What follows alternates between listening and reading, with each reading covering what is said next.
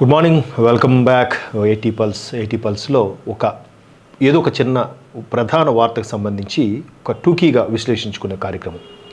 ఇవాల్టి వార్తల్లో మనకి సోషల్ మీడియా వేదికలో ఎక్కువగా వైరల్ అవుతున్న అంశం మీద ఒకసారి చెక్ చేస్తే, ఛత్తీస్గఢ్ ఒరిస్సాలో కొంత భాగం, మధ్యప్రదేశ్లో కొంత భాగంగా విడిపోయి ఒక రాష్ట్రంగా ఏర్పడింది. సో ఈ ఛత్తీస్గఢ్లో రీసెంట్గా మావోయిస్టు ప్రాబల్యం ఉన్న చాలా జిల్లాలు, అంటే సుమారుగా 180 జిల్లాల వరకు మొత్తం ఛత్తీస్గఢ్, జార్ఖండ్, బీహారు, ఒరిస్సా, మధ్యప్రదేశ్, తెలంగాణ, ఆంధ్రప్రదేశ్, అంటే ఆల్మోస్ట్ ఆల్ రాయలసీమ వరకు ఉండే ఈ మావోయిస్టు ప్రభావిత ప్రాంతాలు ఏవైతే ఉన్నాయో 180 జిల్లాలు కాస్త ఇప్పుడు 8 జిల్లాలకి పరిమితం అయిపోయాయి. కేవలం 8 జిల్లాలకి, అంటే ఆల్మోస్ట్ ఆల్ 184 జిల్లాలు ఎన్నో ఉండేవి, ఇప్పుడు కేవలం 8 జిల్లాల్లోనే మావోయిస్టు ప్రభావితం ఉంది. ఇంకా కొంతమంది లొంగిపోయారు. ఆపరేషన్ ఖగార్ నేపథ్యంలో ఈ విధంగా జరిగింది. అయితే ఇప్పుడు అక్కడ కూడా విద్య, వ్యాపారము, అలాగే రవాణా అంటే ట్రాన్స్పోర్టు మెరుగ్గా అవడం వల్ల వాళ్ళలో కూడా అవేర్నెస్ పెరుగుతుంది. వాళ్ళు చదువుకుంటున్నారు, అభివృద్ధి చెందుతున్నారు, పట్టణాలకి పల్లెలకి వారధిగా నిలబడుతున్నారు. ఈ నేపథ్యంలో వాళ్ళు కూడా చాలా మోటివేట్ అవుతున్నారు. అయితే ఇక్కడ ఒక వార్త ఏంటంటే, అటువంటి ఛత్తీస్గఢ్లో మారుమూల ట్రైబల్ ఏరియాలో ఉండే కొంతమంది ట్రైబల్స్ దగ్గరికి కొన్ని మిషనరీస్కి సంబంధించిన సంస్థలు వెళ్తున్నాయి. వెళ్ళి మేము వాక్యం చెప్తాము, మా దాంట్లోకి రండి, మేము వాక్యం చెప్తాము, మా దేవుడిని నమ్ముకోండి, మేము వాక్యం చెప్తాము, మీరు వారానికి ఒకసారి ప్రార్థనకు వచ్చినట్టయితే ఒక్కొక్క మనిషికి 500 రూపాయలు చొప్పున ఇస్తాము. ఇట్లాంటివి మీరు చాలా చూసే ఉంటారు. నా అనుభవంలో కూడా నేను కూడా చూశాను, మీరు కూడా తారసపడి ఉంటాయి అటువంటివి. సో వాటి మీద అక్కడుండే గిరిజన ప్రజలు దాన్ని ఎదురు తిరిగారు. మీరెవరు మా గ్రామంలోకి రావడానికి, ఇలా చెప్పడానికి, అలాంటి ఉద్దేశం వస్తే మా గ్రామంలోకి వచ్చే హక్కు లేదు, ఎవరు రావడానికి వీల్లేదని అక్కడ గ్రామ పెద్దలు, మొత్తానికి అక్కడున్న ప్రజలు తీర్మానించారు. ఎవరు గ్రామ కట్టుబాట్లు వాళ్ళకు ఉంటాయి. ఇప్పటికీ అఖండ భారతావనంలో కాశ్మీర్ నుంచి కన్యాకుమారి వరకు మాది, మేము ఎక్కడికైనా వెళ్ళొచ్చు, గో హెడ్ వెళ్ళు.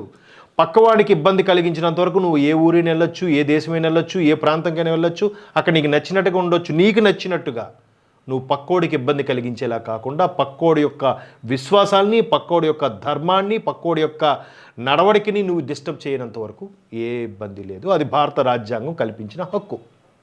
కానీ ఇలా వాక్యం చెప్పడం వల్ల ఊరంతా తీర్మానించుకున్నాక, ఊరు తీర్మానించుకుంటే ప్రజాస్వామ్యంలో పంచాయతీ ప్రెసిడెంటు ఇనీషియల్ లెవెల్లో, తర్వాత ఎవరైనా ఆ చుట్టుపక్కల ఉన్న నియోజకవర్గానికి ఎమ్మెల్యేని ఎన్నుకునే హక్కు, ఎంపీని ఎన్నుకునే హక్కు ప్రజలకు ఉంది.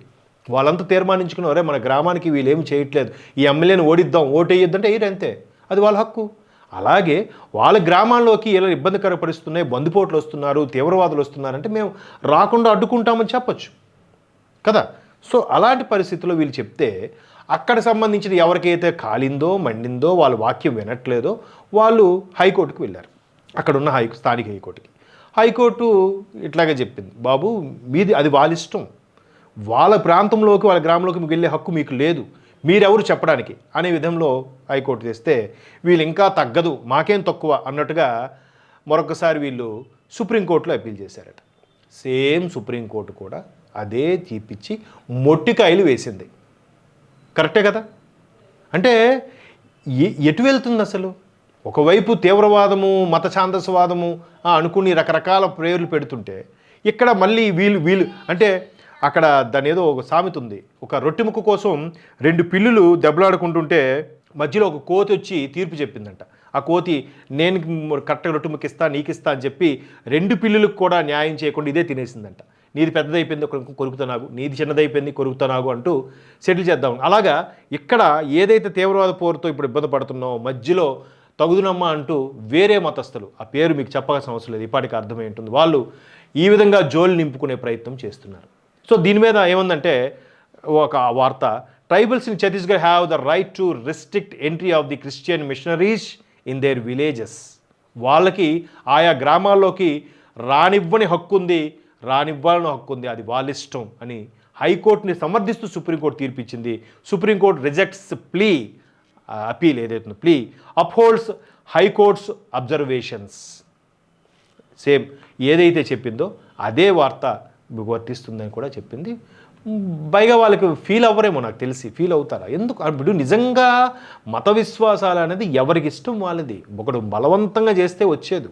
ఇప్పుడు ఈరోజు ఒక తోటకూర తీసుకొని నేను ఇవాళ లేదంటే ఒక మటన్ తీసుకొని ఇవాళ నుంచి ఇది తోటకూర, నేను తోటకూర అనుకొని తినేస్తున్నాను అంటే కడుపులోకి వెళ్తే తోటకూరగా డైజెస్ట్ అవుతుందా, మటన్ లాగా 6 గంటల తర్వాత డైజెషన్ అవుతుందా? చిన్న లాజిక్ కదా. తోటకూర మీద 4 నీళ్లు జల్లినంత మాత్రాన అది మటన్ అయిపోదు, మటన్ మీద 2 నీళ్ళు చుక్కలు జల్లినంత మాత్రాన అది తోటకూర గోంగూర అయిపోదు. అది చిన్న లాజిక్ పట్టుకోవాలి, లేకపోతే ఇంకా వాళ్ళ ఇష్టం.